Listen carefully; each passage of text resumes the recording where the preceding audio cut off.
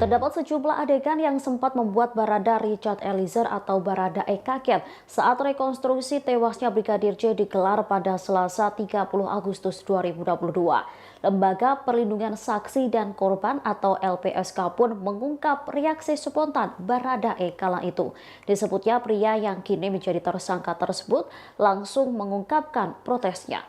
Hal itu diungkapkan oleh Wakil Ketua LPSK Susilaning Tias. Sikap Baradae yang kaget itu didasari karena adanya beberapa adegan yang dinilainya berbeda dengan apa yang ia alami saat kejadian. Disebutnya lantaran adanya perbedaan itu Baradae agak tertekan. Ia spontan langsung bertanya mengapa adegannya bisa berbeda dengan versi dirinya.